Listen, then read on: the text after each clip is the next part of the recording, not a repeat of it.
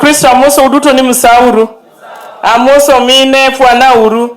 Ago ni Nyasaye erokamano momiyowa thuolo mondo wachokre uru, wachokre kodu. Ma koro en chokruok wa madhi mar abich enomiya ka. So I think we are almost being members.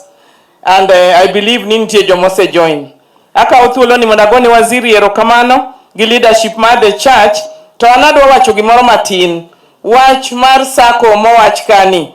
Sako ber to nyaka wabed gi products. Donge nitie cooperative mar chak, cooperative mar skari, cooperative mar coffee, mar tigik makamano. Kama wantie ni nyalo bedo a very good movement mar alote manyalo serve Kisumu County duto, the whole of Nyanza and even Kenya. Donge en adier? Koro miyo waloso SACCOs, yes, to nyaka walos products madhi gi SACCOs go. Agwero kamano bende thuolo manywa yudo wasewuotho e Nyanza ka all the counties kwatemo nyiso joma mine wabiro dhi next to the youth mondo wanyisgi the benefits mar sirikal nigo. Joma ng'eny penjowa what is in the government, to wadwaro ni ung'e moku winja waringa chabla nyaka waringi ka wan organize kwa yudo gimoro to wakelonu to mano is the way forward. Koro nyicha wasedhi Siaya, wasedhi Kisumu County, wasedhi Migori, nyoro nye wan Homabay. To adwa wacho ni wan kaka joma mine wabeduru joma hore owachka ni ja Kristo bedo ng'ama hore. Wan kaka mine, yes, omiwa opportunity kendo idwaro ni wabed go opportunities machale kod chuo. To kinyisi ni wan chuo, ok wan chuo. To opportunities timiyowa waduto. Sani wan e sirikal, joma mine ni e sirikal no, joma chuo nitie. Mane opportunity mwamanyo. To ok ni watimre gi gik magalagala. Ile manywa neno Homabay. It is not acceptable. Ninga madhako kata ng'ama dichuo. Idhi e function mar ng'ato ti cause confusions. Pari ane kane wane function kaka ma. To ng'ato oro tiagas. Mano be gima ber. Mano ok wanyal timo to bendo koyiene anybody. Mondo dhi e function moro mok mare to ketho. Kidwaro tiloso function ni to mari no joma dwaro bire. To mar jomoko bende kokidwar, you don't stop there. And you don't cause mon nying marach. Watemo mang'eny mondo mine duto odonje sirikal mondo opportunity cha wan be wabed kode. To nyaka wadonji kwa make a difference. Ni yes, leadership mar mine is better than or romre kata ikuol gi mag jomamoko. Jomamoko go ging'ere, gin chuo, gin yudhe. Ero ukamano. Waziri atieko. Takatifu matayo lemo makawuono ni ne jogo duto moko waziri mondo wabi wachokre odiochieng' makawuono mosuno okweuru. Haleluya. Kuom mine na te gi jodolo erokamano ahinya. Aparo ni winjo nikech weche mag dongruok mag mine en gima wakawo motegno kabisa nikech dongruok chakore gi mine, ok kamano. Wang'e ni mekwa matindo gi ema kwariwe tokwa to loso gima duong'. Ng'wejni osechako ng'wech mar empowering mine. We are very deliberate about it. Wasewuok oko kendo kako winjo jotelo mosewacho kamano ni wadwa chako sako. Wadwaro ni koro sako ni wadonje yo motegno kabisa nikech gin gik mwatimo. Wane women groups, wane nyoluoro, koro wakete yo moro monyalo loko ngima wa mondo wachop kama wadware. Ok kamano. Dongo wan wachungo mier. Yes, koro watima kamano mondo wawuoth kanyakla achiel. Adwa ni mondo ujoin maendeleo ya wanawake motegno kabisa ne jakom mar maendeleo Kisumu County ka. Kwa wuotho kanyachiel tayudo yo moro moluwore maformal manyalo tayo ugo kwatare kanyachiel kwa puonjore. Ko kamano to ero uru kamano ahinya. Thank you. Jodola mosu unu saure uru. Mine mano miya mosu unu saure uru. Jodongo gi kijende amosu unu saure uru. Erokamano. Waziri ko bet ka to wawinjo kiyalo to aparo historia mar nabi Joanna to kod wuon waziri mane Archbishop.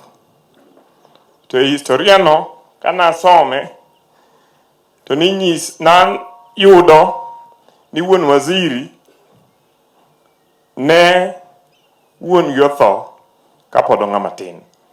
Okaman. To kada ne en kijana matin to ene mane Nyasaye oluar kuome. Ni ene mano kao kanisa. Mano ger kanisa mochopo kama koro wenu. To en mana giri Nyasaye ni oganda waluok ate. Ka piny koro lokore kaka piny olokore ni, to roho ma Nyasaye ochako luar kuom wuode. Ni wuode mondo telnwa kwasethagore kuom higni mang'eny e siasa mondo nyiswa kama wadhiye. Mochako miye PSS 2 manie serikal. Achiel wuod Nyakach ka, wuod Kombodo. Achiel wuod Adwen ma Got Komolo Karachuonyo. Omiyo waziri wadwaro ni mondo wamiu jingo kaka joma Nyasaye oyiero ni mondo telnwa, ni wabro luou. Beduru gi confidence ka kanisa lemonu ni mondo watel mbele. Kijende manika, anasetimo youth work, atimo youth work for more than 20 years.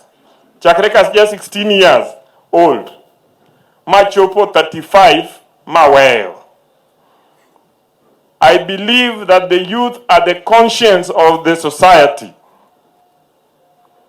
Adwa kuau ni kakosekelu kamora chielni, kakosebiro kamora chielni, wariure mondo wakel socio-economic and even political change in this region. Sama udi work on the circle, ana offer waziri, any legal work madwarore for that circle, come to my office, I will do it free of charge. Lastly, any kaka waziri osenyisou, an president nyocha omiya thuolo kendo appointa a National Housing Corporation. National Housing Corporation tich mwatimo maduong' mogik en gero udi. Majoma nigi tich ka ung'eyo ni ng'ado 1.5% mar pesa maru. Kamano. Pesa ko ikelo nwa mondo wager go udi. Kata Kisumo ka wadhi chako gi gere Lumumba and then other places. Adwa ni mondo encourage jowa. I am the first director Majaluo, and I thank Waziri to give the PSS Omolo for the appointment that I got. I'm the first director in 25 years Majaluo. Okay? So ganda moko kae mosebodo kupong kanyo. For the first time giso waye kuno. So there are opportunities mar owning ute. Akwa ni diure boma yangu, joma nie e-citizen. Mondo register gisling 200. Mondo uchak chulo mos kandalo makori bro chiu udi. Tiyudo kuse save pesa maru mondo uchak donje ot uchak chulo ot. Okay? And secondly, any kijendewa, there are going to be employment opportunities. Whether as Jomadi Gedo or Jomadi Supply or as contractors, Matindo subcontractors. Please take advantage of all this. And lastly, for Jomani rural, and Wakaoma serious, and chairman ma Finance Strategy and Business Development Committee, a National Housing Corporation. One gi budget miluongo ni rural housing loans. Makidwa gero ot e rural, kichwa gede urban areas. Tinyalo biro NHC, to ki prove ni nyalo duoko pesa no. Tuwami pesa mondo dhi gero ot. So mine ka nitie kijende mapoko gedo, encourage giuru mondo gibi kao loan gi, kecho gendni moko kao gi. Hapa ni magi message ma waziri dwani mondo wakal. Erokamano. Waziri, jo kanisa Bwana asifiwe. Kawuono en Jumapil. To thurwa kocha nitie aora maduong' miluongo ni Miriu. Miriu no ae Masai to bire Lango to ridore kochomo nam Lake Victoria. To samo ridore no okawo gima yudo donge. To stima boyro dino kacha borundo. Stima maliel Kenya kama ngima. Thothne bende akanyo 88.8 megawatts magino goyo. Jothurwa Miriu chako ae got kocha koridore na bedi chunge. Bas mane kama wantie. Wane sirikal mo kinya chunge ngata Nyasaye mondo gwedh. Kokalo kuom jatend kanisa Archbishop Chuny Arch and the other leaders of the church. The congregation. Amozuno kweuru. Praise the Lord. Angama war. Apakoruth. O kanisa mar nomiani. En kanisa maero. Ne nitie mama moro nasingo. Kibgori kacha. Asingo seche moko notera e kanisa. No miel ma bundi ware ma piny. Joga semielgo. Asende kodgi. Kanisa maero. No miya nyaka kando. Dina ngeni ochal kama. Dar wako kando mane omiya e kanisa Kibgori. To gugudu mana chat maneno ni moro ndonye wich kan no mi akana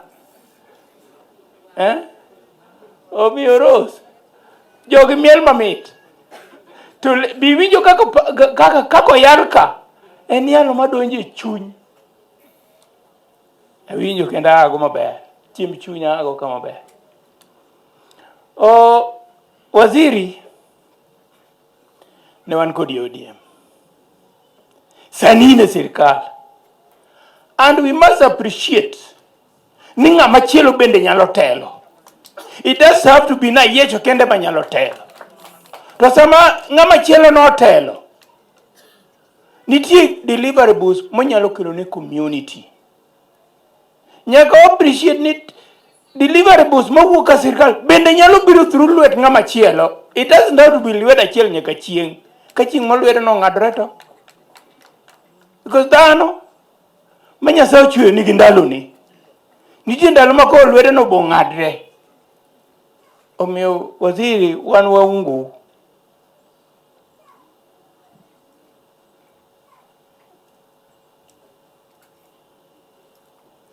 Wayie gi leadership maru maungo ka president, the current government.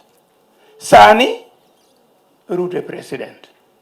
And he's going to be the president for 5 years. Then another 5 years. I assume so. Because so, don't you otamuaka nyo ber to nyo pusore. Nyo pusore. To kama nyo pusore cha daka nega ntieri duok moro madhitage mbele ka. So most likely another all those years, the 10 years. Koro we support you. Wangu. Munyalo kelo nwa as a community. Ukel nwa. Obed infrastructure. Obed TJ. Whatever it is. To ungeni ilungani jakomar ODM. Let us put the record straight. Right. And former jakomar ODM. Nekage on 19th October 2022 Noyal Bura of Fafa Hall Kachacha Mano Luongji Jotend ODM across Kisumu County, all the sub-counties, minus myself and my committee. Mane wabedo go replaced. Omiyo kik ng'ato wachi na yecho jakom mar ODM odhi ka order. And abedo partyless on 19th October 2022. Na abedo partyless. Koro sani antiere free. Since 19th October 2022. Omiyo ng'ato eketa ni ona ni jakom mar ODM Akeyo miluonge liete ni jakom cha keren komadi. My treasurer marwa manogolwago on 19th October 2022. It is 1 year today. Because achila riam. Wasirio kamia chile bo opimnegi. Opimnegi what actually happened. Ching mani ko jaduong nyanga ka seme kadi pun ja seme nika. Kada jo bano di alien dong nune no kanga na ke mano kini ja komar ODM Kisumu County. To na bet. Umera lueno maka ke ching ne bano no ngero riemba. Mana bede koma link tika ngamutu gistima. Because I didn't know. I didn't expect. Hey, madhia penjo Raila nto uriemba ODM. Pokot mi adwoko nyaka chilka wuon. Waja kwa dhi liend ker kacha a similar thing.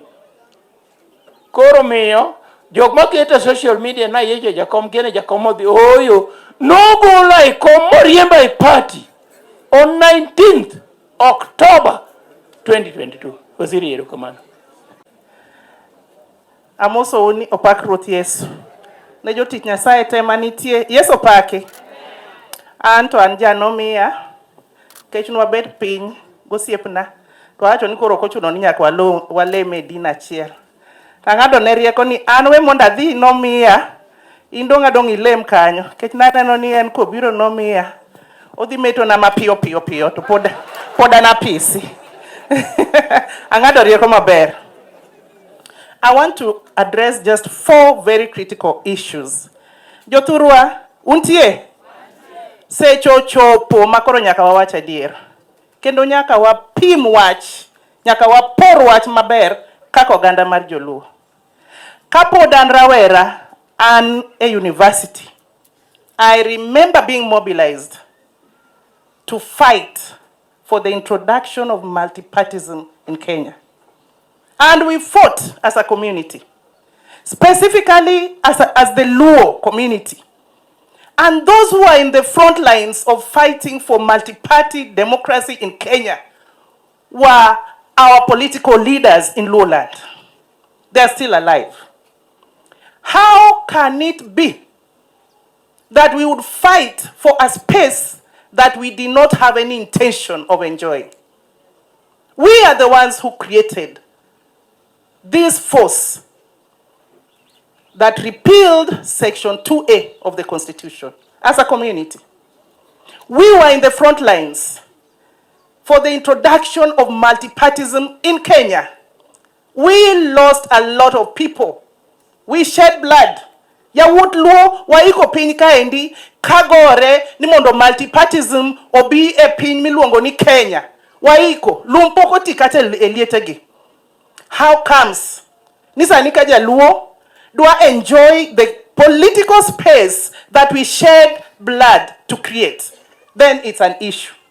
We would not be a wise community if we keep creating spaces that we do not have any intention of enjoying. As I enjoy the political space of multipartyism, I feel very good. Because I was in the front lines also in the creation of that space.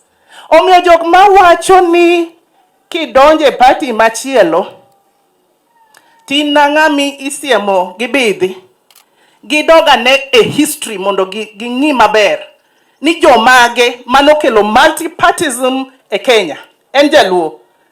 Omiyo un kaka oganda mar Joluo kibet mi neno ni koro idwa donje political party of any formation, do that boldly, without excuse, without apology, without explaining yourself to any mortal being. That is your democratic space. Uwinja maber? Jothurwa untie? Awuoyo kod oganda mosomo muma maber monyono piny. To kendo en oganda mosomo be mayalo injili gi content. Ne nitie oganda mar Jo-Israel. Ne gibedo e twech for more than 400 years. To seche manogony gi e twech, ne gisebedo kaka jok manobedo wasumbni kuom higni mang'eny, makoro kata ka nogony gi e twech, ne gikia kaka ginyalo dak kaka jok mok nie twech. Uwinja maber? As a community, We have been in some political slavery for so long that even now when we have this space, some of us still don't know how to make up our minds without hiding in a corner or without explanation. Kiketo ng'ate twech for a long time, basti gonye, mondo koro kiko bed msumba. Wasumbni moko kiaga kakidak ka ok gin wasumbni. Wachako digni, mana kaka jo Israel no digni, wilderness, kagi wacho ni yawa, to koro makoro gonywani. Eni koro watango. Jomoko lokre jok makoro odonje lamentations. Gichayo jotelo. Jomoko be wacho ni eni waringa wadog Misiri. Kucha ibolo nwa ringo moko kaguogi kamano lakini wadak itimo wa kamano. We must accept that the time is ripe and it is now, and the time has come for the liberation of the community that is called the Luo Nation, so that this space can be enjoyed by my children, your children, and our grandchildren. We are in UDA by choice, without apology, and we are very clear in our minds because wano ganda mariek, ana Nyaluo mariek properly. Kaka neno jok mariek lilo mobet ka. Jaluo ko wacho ni timo gimoro to timo kose nono gino maber. Untie jothurwa. Nyoro ne an gi nyasi machielo Migori. Nyombo donge ber. Owadwa ne wuode dhi nyomo nya Migori. So as a leading auntie, I had to play that role. Ne wadhi kao nyako Migori. Na bara mokadhi Homabay. You must balance everything. To watch mano timre Homabay, my colleague and my sister has already said, it is shameful, embarrassing, retrogressive. I don't know which other adjectives to call it.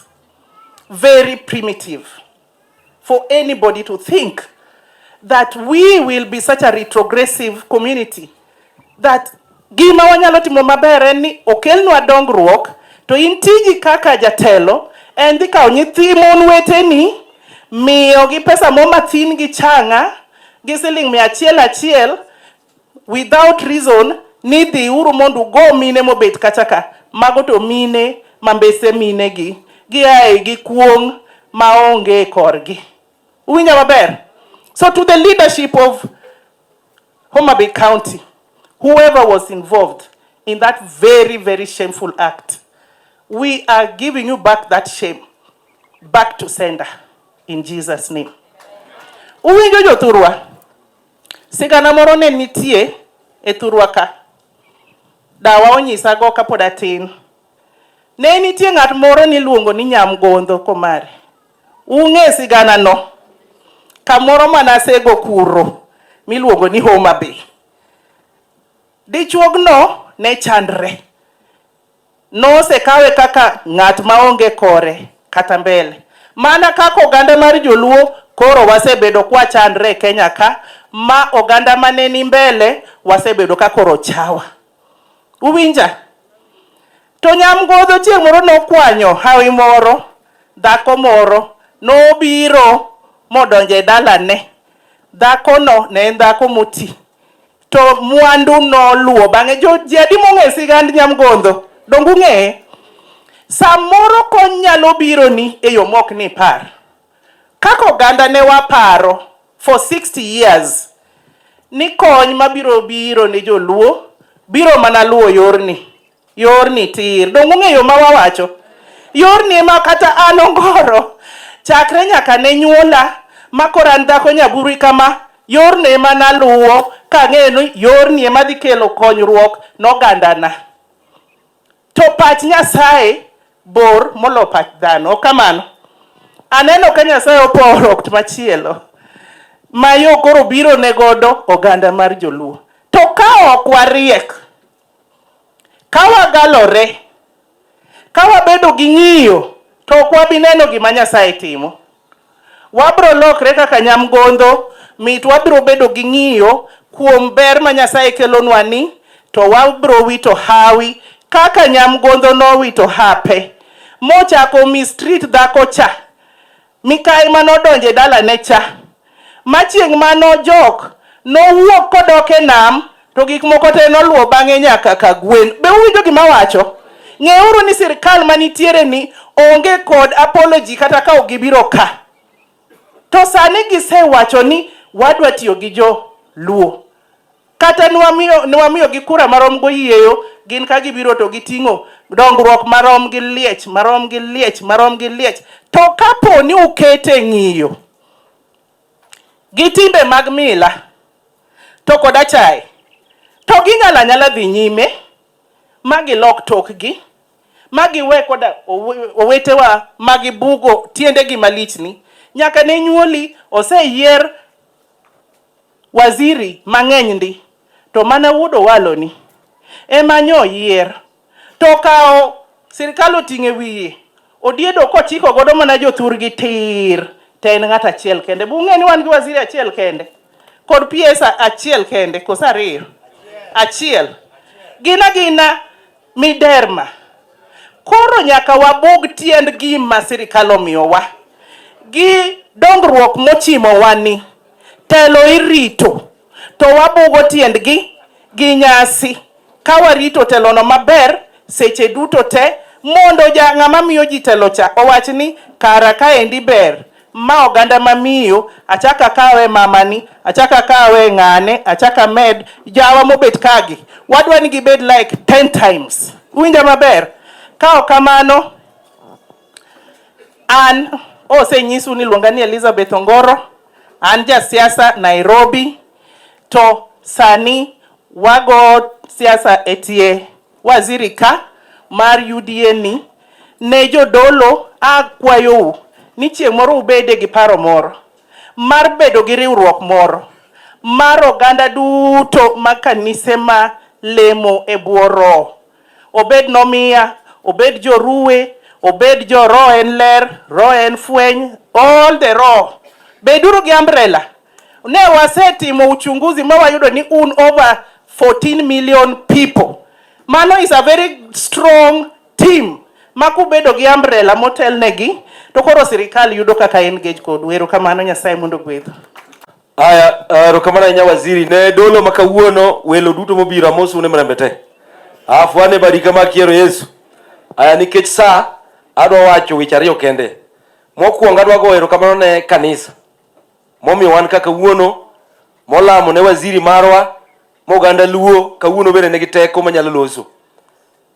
Dine okulamo ne waziri maber kawuono de oganda Luo te dodong ne bakidi gi weche manono e bath ndara. Omiyo wagonu erokamano umed lamo ne waziri. Nyasaye okonyo wan gi waziri motegno, waziri mafocus weche mag development. To kendo Nyasaye ochako miwa PS Raymond gintiego. Joma moko go be nitie to wadwa ni giwuogi oko wa joma onge. Kamano. Omiyo waziri wagoni erokamano. Sani waziri osedhi e counties 4 mag Luo gite kowacho kako onego bed ni miyo mine pesa mar ohala. Mano ber koso dongruok. Mano dongruok. Mane momiyo wasire mondo mi jowa bende jomoko penjo waziri ni kare development mane mukelonwa. Sani eri kata sani neno ka waziri ochungo ofisa mar sirkal ka kawuono gi Jumapil. Kano kwane sirkal ofisa mar sirkal nya bedo ka gi Jumapil. Kare ini rito ne nango. Omiyo bedo sirkal, omiyo ofisa mar sirkal nyalo bedo ka gi Jumapil puonjowa kaka iloso sako, kaka iyudo pesa, kaka mine biro bedo motegno mondo gitim gigi giwegi. Mane mwadwaro ok sando jiyo kamano. Mogik awacho ni waziri sirkal manyirwakwa mar Kenya Kwanza under His Excellency the President Dr. William Samoei Ruto an director ma afa to moloyo weche mag niang' mag sukari. President mosebedo te nyaka ne pok nyaka nyuola sani. President achiel kende mokwongo Dr. William Samoei Ruto morucho gope te mag joniang'. Onge moko gibira ka Kisumu kata lando ni awrito gope kidhi e books onge gimoruchi. Omiyo tich mi penjo cha sirkal no dhi kelo pesa neno engineer Nyamboka ndika kama chairman mar Chemelil. Kose chul gope go te nyaka gope mag jotich nyaka gope mag jopur to gimane giole kembe ma oko go. Tikelo investors mai gero kambi manyien, gero chemelil manyien, gero muroni manyien, to create tich ne jowa. Mano ber koso rach? Mano ber koso rach? Omiyo wawacho ni wan kadiponi ng'ato rito ndalo moko kanwa tindo kana awatieko, to ne wawero wer moro ni yawa yawa nowa yawna. Ok ung'eyo no maber? To nwawe ni ne en wer awera kare ne en puonj. Omiyo sani bende wawacho ni wan wawuok oganda kanwadhi Kanan. To kare nok ang'e ni Kanan en mana State House kae. Omiyo waziri erokamano kuom chopo kodwa Kanan. Koro jomodong' yawnegi mondo gidonji, to ka idong' kanyo ni pod irito, yie biro pong'. Mamalo chutho moserwako lep dolo, jodolo ma ruoth osepuodho ni biro dhi chung'nwa dhood polo ka wambe wabiro. Ruoth oting'nau malo, Nyasaye mondo gwethnau kod mwandu kod kothu mag oguchu. Chunya ogenou, aherou. Ani odoyo wede, an wuod Mary Okong'o manyara nyango manoa e piny Kamagambo manotede piny Kasipul Mumbo kacha. Ene manokuongo kelo kanisa miwuoye kod Nyasaye thurwa. Kanisa belani. Weuru mag wasungu mindiko ni kaka idhi lem. Ruoth oting'nau malo. Sayo ritnau. Waziri mobedo kane winjo kowacho weche moko matiendgi tek. To waziri adwa nyisi ni kaka nyichi semako badwa koro we wabe wamakni e bad jomodong'. Jonomiya ofisa chiegni kaendi, kiwuok kae to yo mokwongo donjo Nyalenda no to ichopo ofisa. Kelura kela barupe kata onge gima time. Kelura kelu we kanyo. Tindike kona kamoro ni nomiya. Kechambe nomiya miya. Ruoth oting'nau malo. Saye maono mondo gwedhnau. Chunya ohero uminena. Wach machielo madwa wacho. Muma wacho ni ng'at mohero miero Nyasaye mon-go. Wuodhwa mane wachako ni ne ok wachake achaka ni wadwa pingo jomoko. To ne wachake ni en gima ber ka ng'ato leme kanisa mare. Yecho lwenya winjo kuwuoyo kacha. Siepna idwa deko kocha ahinya. Idwa deko. Gimomiyo awuoyo kamano chalo kama. There is something that we call bad manners. Bad manners where you have been a yecho lweny. Bad manners where people don't want competition. In ODM there is no competition. In that end, watu wanachaguliwa na mtu mmoja. Now this bad manners is being now spread beyond ODM. It is being brought into Kenya. That there are some places in this country where no other political party is allowed to operate. Yesterday I was in Homabay. And what I saw, I will not forget. When you are a woman and you send youth to go and attack other women whose only mistake is to accept development brought by the government of the day. And we have given you 60 years to take these very people to the same government. That cannot be accepted. Whether we still remain in church or get out, we will not accept to be slaves of a particular club of friends and relatives. We will fight back to take our place in this society. There are some people who can migrate to other places and destroy them. Jezebel destroyed the house of Ahab, and she destroyed the kingdom of Ahab. Oh, Jezebel no ketho piny ruodh Ahab. En dhako mane janjore, makano oneno puoth Naboth, to nokono dwaro puodhore kod thuon, kanotame, nochiel Naboth kod kite. Oh, mon ma kitgi richo ketho mier, wabiro kwero gi ndalo duto. Ong'aw kanu kelenwa Jezebel to kae uru dok kode ok wadware. Wabiro ketho dala Ahab. Ruoth oting'nau malo. Saye maono mondo gwedhnau. You know, we have to say the truth when it is necessary. This heckling and stone throwing in political parties, it is not only us, the Luos, who know how to do it. We saw it in Turkana as a lesson.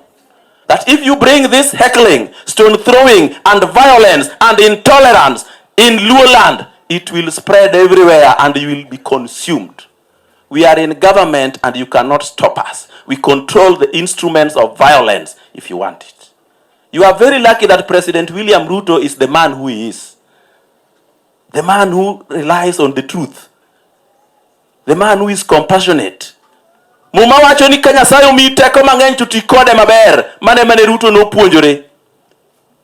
Tadwa nyisou joma ni ka gi dholuo maber. E ndalo moro nopenj ruoth ni to ruoth ere kaka wanyalo ng'e roho madier.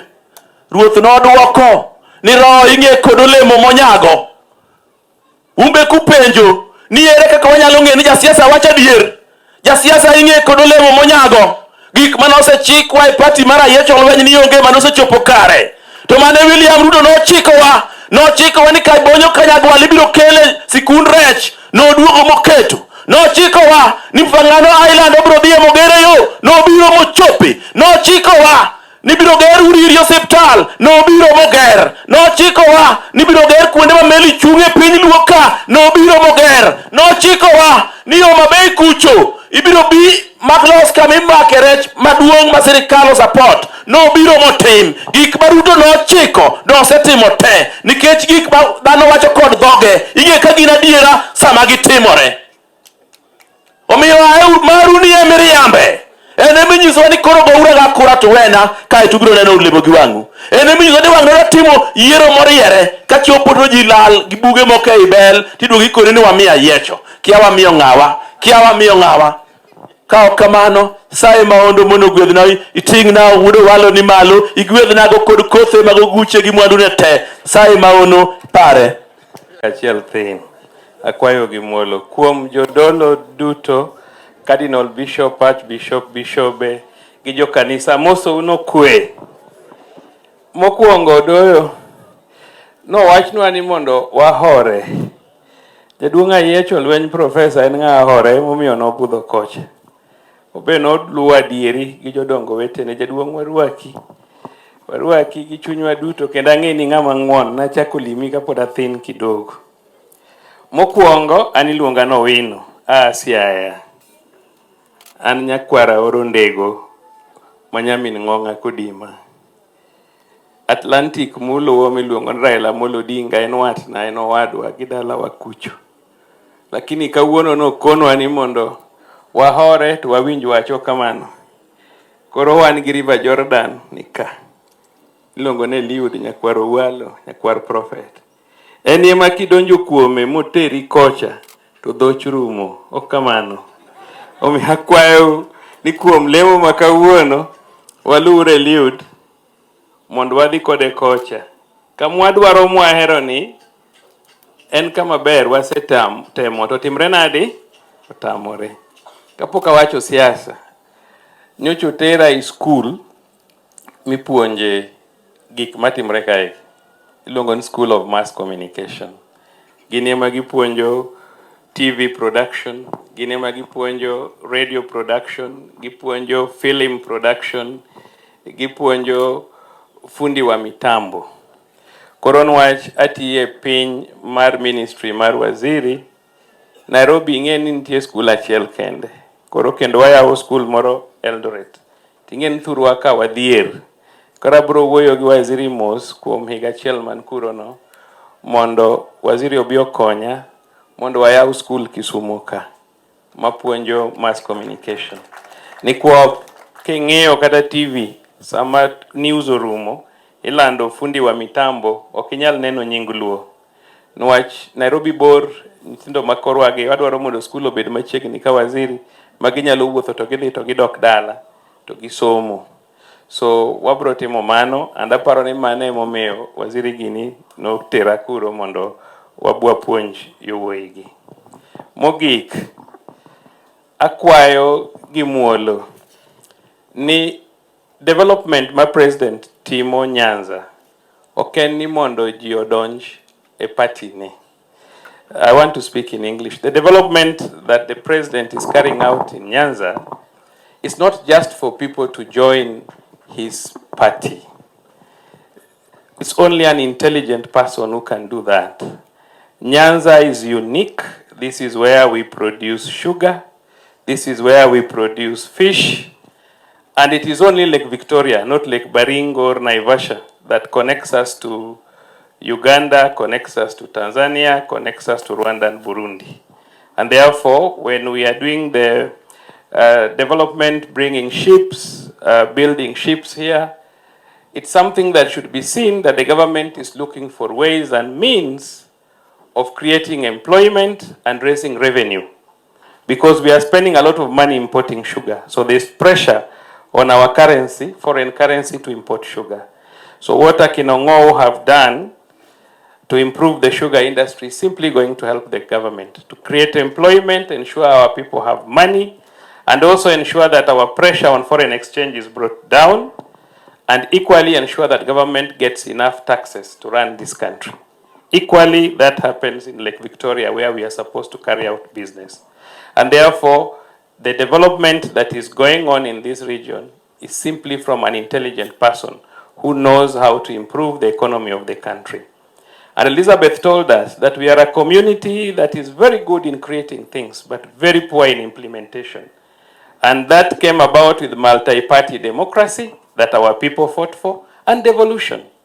Now we have devolution, which our people have fought for, but it is performing very poorly in Nyanza because of the mode of selection, not election of leaders. Siamogiluth. And I think that one is going to come to an end. OED, for purpose of violence, don't worry. I've been trained on instruments and how to use instruments of violence. And I'll remain the chairman of dealing with violence in Nyanza. So nobody should be worried. The chairman is here. I have good height, good body, good brains. I'll deal with them. So don't worry. Let people be patient. We are going to do very well. And UDA is going to grow. When I see Professor Yecho is here, I see Joy is here, I see Governor Ranguma is here, and the rest, and Nyamunga, I can assure you we are going far. So akwayo jothuru aduto ni wuoguru kocha, ani anyakwaro dima. Gicho se wuok e lwet jakom obiro ira ka. Taba kawe amiye nyakwaro walo. Omiyo kuom mano Eliud beda motegno an ka in gi polis ng'abuogi onge. Eruru kamano, Nyasaye mondo gwedhu. Aya, dianga waore chap mana dakika ariyo saa koro orumo. Jo kanisa, waziri, welo mobiro, to gi youth, to gi mine. Okwe uru. An James Waore Dianga, an chairman ma Lake Basin Development Authority. An mara brodhine mine, to gi youth, brodhine mia church. Lake Basin, wapidho yien. Tunchu ka president owacho ni wadwa pidho yien 15 billion. To give fruit trees 5 billion. By the year 2032 onego bed ni wasepidho mago. Uneno ka wach climate chandowa, samoro koth onge, samoro biro to biro mang'eny.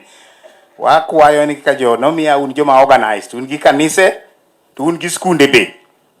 Spaces modong e school go identify kunde munyalo pidhe yien mondo ndiknwa barua mondo wakelnu yien, wadonate nu yien mondo pidho sama koro koth nitie ni. Kanise duto gi skunde duto. Wan bende mwakunyo pi, iluongo ni borehole drilling. Pigno itiyo kode gi science mamalo nikech sola machwade to dhi malo, to mitiyo go e tedo itiyo godo, to bende kanise u gi skunde ugo.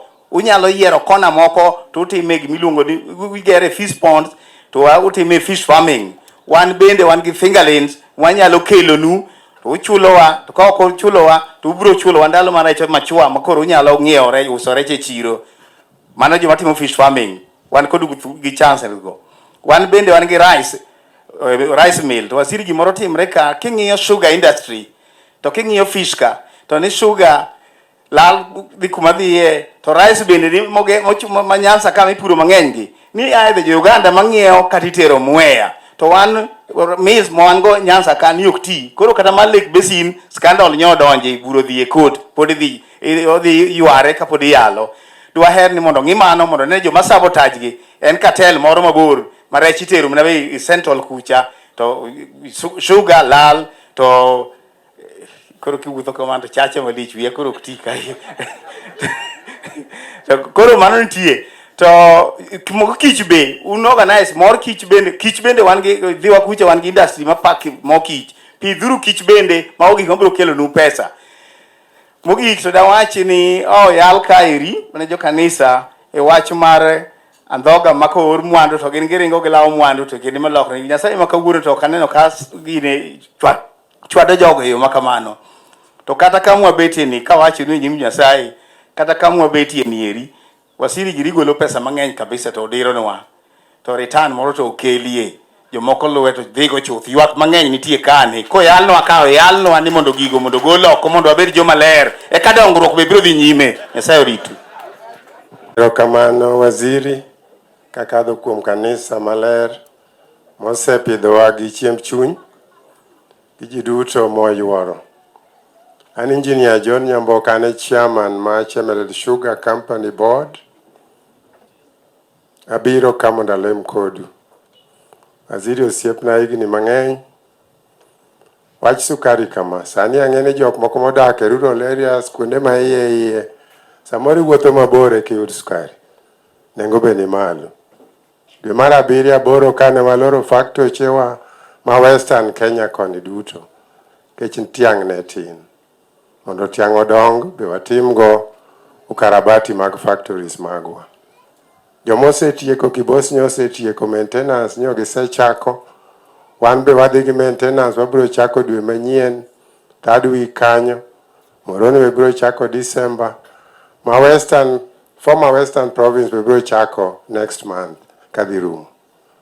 Koro kwadhi mbele loan mane nitie gope sirikal nyose futo. En gima waseago mabor waziri ong'eyo.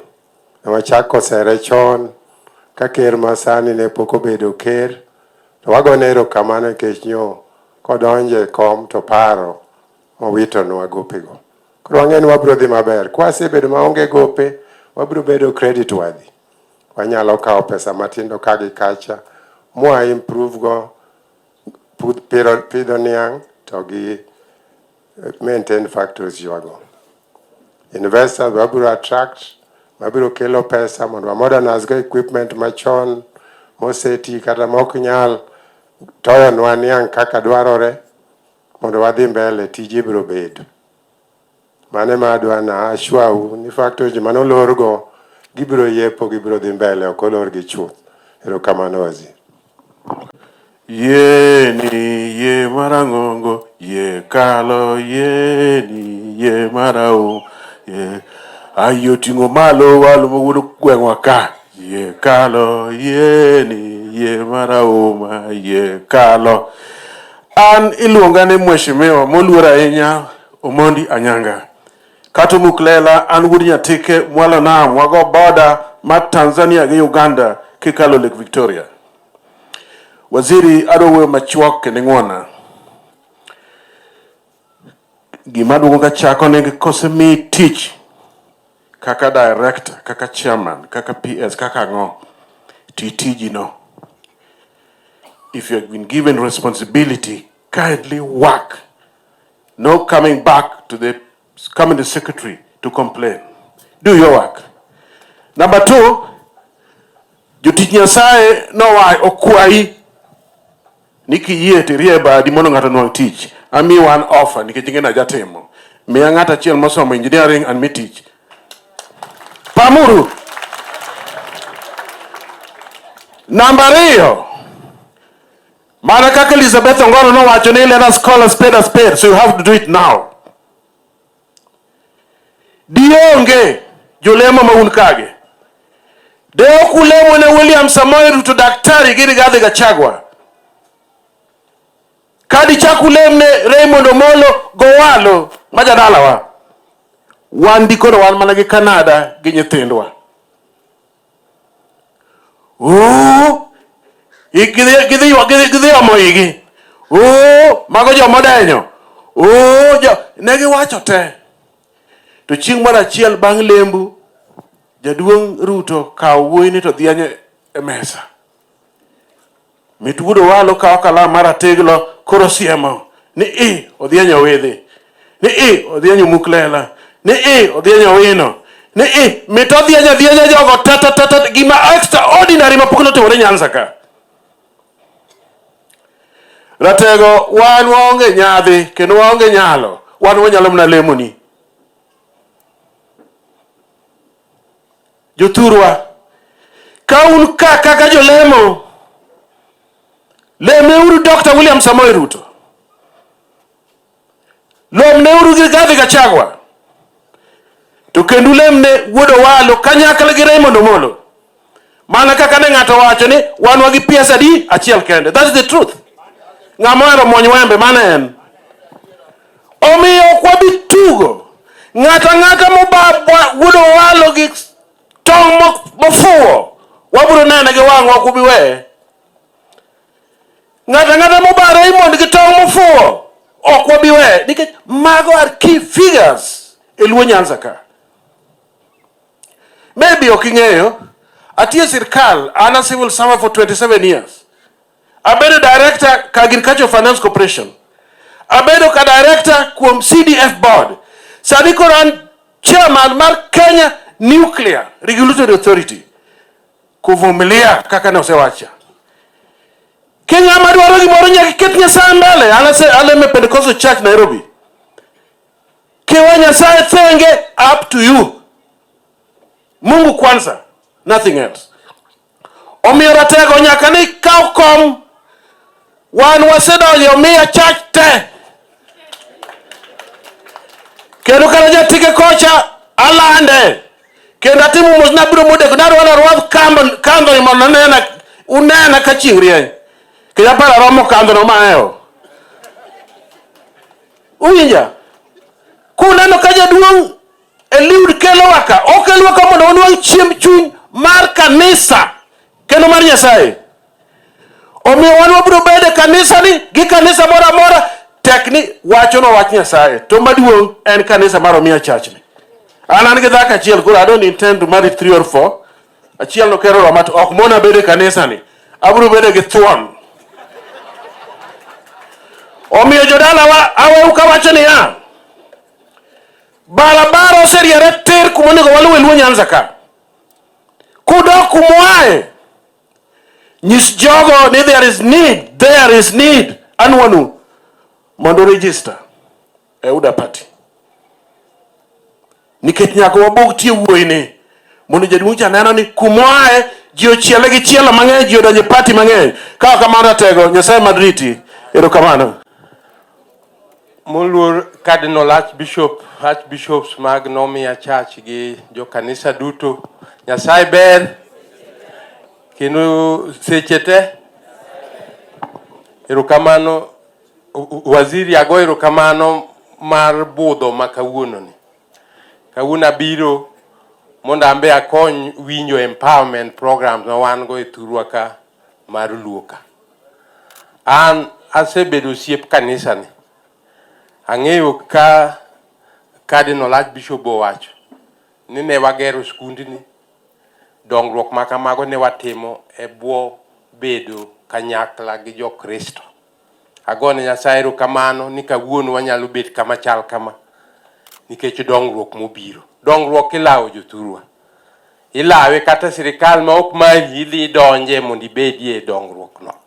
Omiyo an amor ni kawuono wan gi waziri Eliud kendo luongo waka nikech wadwa ni wabede kama mwandu ma sirikal nitie.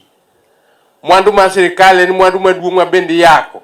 Ok yake ni kwale, yake ni dhi kanyo mondo ibed achiel kuom jogo makelo mwandu no mondo jothurwa oyude lokruok.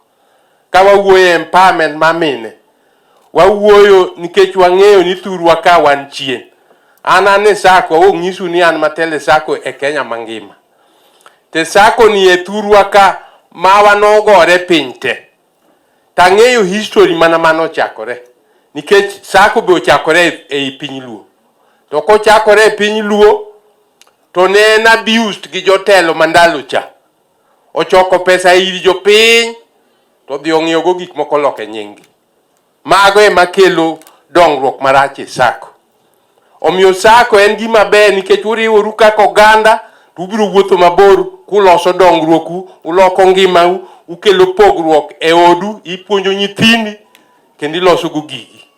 Omi empowerment program ma wawuoye kani, mine yie ukawgi, youth yie ukaw gigo, nikech gigo sirikal oketo mondo olok ngimawa, mondo wabed gi pogruok manyalo change our lives. To kuwegi to ng'ato biro kawe. Gik mag thoth osea ka modhi kumoro nikech wan waweyo ni wan mabor gi sirikal, koro wawacho ni ani gimoro ma sirikal okelo ok ber. To adwa ni ulok itu joluo mondo wabedi aora marang'ongo mana kaka iwacho miriucha, ma ok nyal chungni kama wadhiye to waluwo yono momiwa. Amor ahinya ni oyal kama otegno, nikech naman miwuoyeno odok piny koko idho malo. Kosane ma awinja taro. Humility dwaro ni dok piny eki idho malo. Naman nodok piny. Wambe wadok mana piny. ODM ne wantie, ndiyo, kata an kuno. To nuneno gik manotimore e thurwa ka. Jo nomiya gi to ng'eyo. To kwa dok piny wa recalculate our movement, wawach ni yawa. Aora manyo ng'iswa nwa donje ni kaka ni ng'iso mana kaka ne naman bende ko. Nita ore mang'eny madongo gi dak ng'isa dhiye ang'omio mathini ng'isa mathini mwadhiye. Nikech en aora mabiro make a difference. Mana kaka no make a difference e ngima mar naman. Uwinjo gima ng'isuni? Omiyo amor ni empowerment no nitie. An kaka governor maru machon kendo kaka jakom mar Sacco Regulatory Authority, waikore mar loso SACCOs ne mine ma county ma Kisumu, ma Homabay, ma Siaya gi ma Migori, mondo mine obed gi pogruok e ngimagi, nikech iwacho ni kikonyo miyo ikonyo oganda, ikonyo family. Erokamano, Nyasaye oritu. Amoni gini otimore mane kanisa miwinje weche mag dongruok maber makelo lokruok e chunywa. Erokamano. Eko to wawacho kama. Wasewinjre kijende losru sako uno udhigo mbele. Bang' mano wabo pango joma mine donge. Joma mine be mondo bed gang'o gi sako mondo wane kaka mine mag nomiya nyalo yudango, nyalo timo ohala. To kijende kusesomo sako no, adwa ni utim businesses mabeyo, une kaka utimo ang'o, ukonyo joma chien mondo ukony jodongo gi mine gi chulo fees ni nyithindo. Ok kamano. Mondo kik ok wadwa ni nomiya ka ni nyithindo moko kwamo monego bed ni dhi school nikech fees onge. Koro kijende wabo konyou e sako uno, uneno ohala maber munyalo timo mondo ukony joma chien. Wuotho gosiepna moko kama iluongo ni Dr. Mark Matungacha. Obo neno kaka okonya yudo nutije Mark B. To kendo sako uno okona ni odwa kete pesa mathin mondo uchak go. Ko ere jatend kijende cha? Kijende cha jatend gi ere? Kosa gisaka? Ere jatend kijende cha? Okay. Mark Matungani omiyo ka pesa mo mathin ko use ya account oeka 50,000 udhi uketo ukako uketo. Ukete account. Uwinja maber. Kendo ku yiero officials mag sako uyiero joma kitgi beyo, keto yo official ng'ama madho kong'o. Kosa wacho marach? Wadwaro officials joma wigi ler ma ok madh kong'o. Kora bende kuse yawo account nikech adwa ni sako ni en sako manyaka dhi mbele. Ku yawo account ni tu nyisa adhi keto nu $1,000,000. Mondo wane kaka nyithino miya timang'o dongo kadhi mbele. Mondo kwa miyo gi miluongo ni seed capital, I'll give you guys 1 million shilling seed capital for that Nomia Youth Sacco. Now, on issues development, we have no choice but to work with the government of today. The time for elections is over, and the president has stated many a time that is going to serve all parts of the country, irrespective of the voting patterns that we witnessed during the election. So today, under the Kenya Kwanza government development agenda, there is a feasible development plan for Nyanza. That plan entails revitalization of the sugar factories. You have seen already the president has already waived all the debts of the sugar companies. Moving forward, the government is also going to settle all the salary arrears accruing to staff and also sort out the monies which is owed to farmers. The plan moving forward is to get strategic investors who will come and pump money into these companies so that these companies can regain full capacity utilization for the benefit of the farmers and the local community.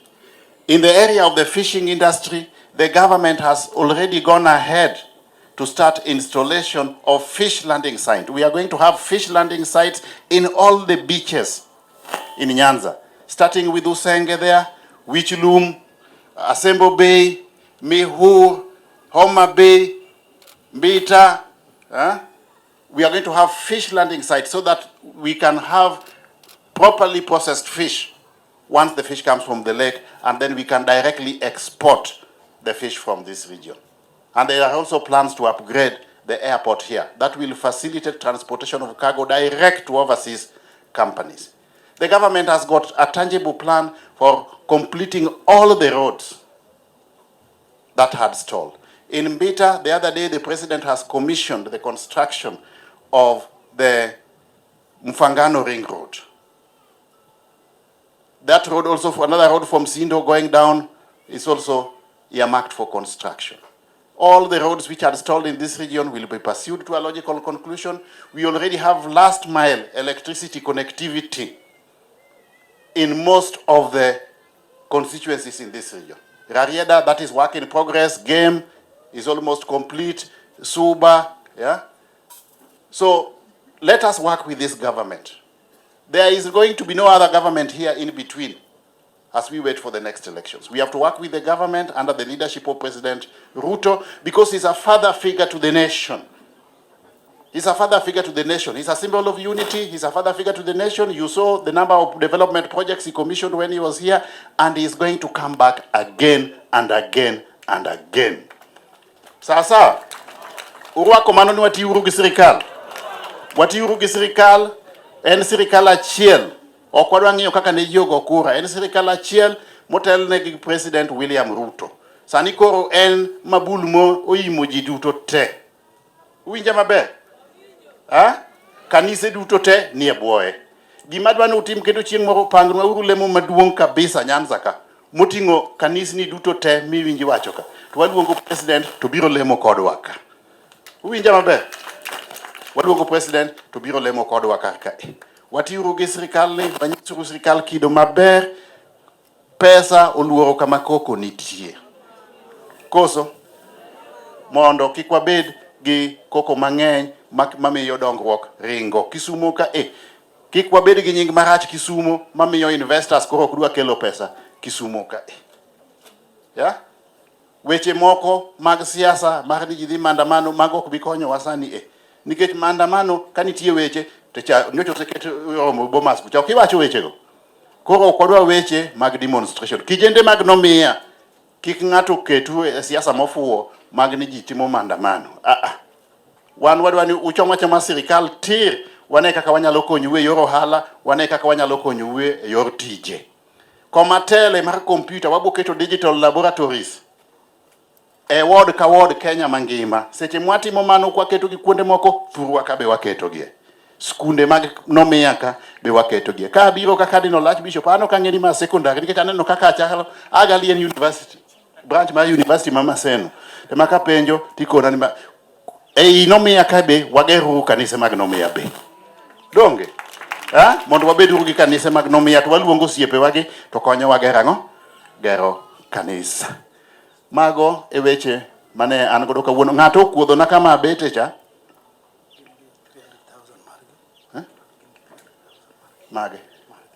mage jo sako jo yudhe yudhe awinjo ni un gi 300,000 o chao medu 50,000 un gi 350 adi medu kuseyaw account adi medu 1 million udhi bet gi 1.35 bas koro udhi mbele kamano ero bas ubo nyisu kaka uyudo pesa rango manika jo ginecha mama cha osenyiso ubende kaka uyudo pesa kauru pesa mag hustler fund gi pesa moko duto tete manie sirikal kikuluongo uluor kaw pesa okinyal dongo timo hala gi pesa ni wuon nyaka kaw pesa jomoko go nie bank pesa jomoko go nie sako uwinja maber mondo udongru udhi mbele bas waneno kaka wapanga wapango joma mine. Kama bete cha ng'ato kuodho na ni joma chuo gi ema nigi pes transport mago kata joma mine onge go.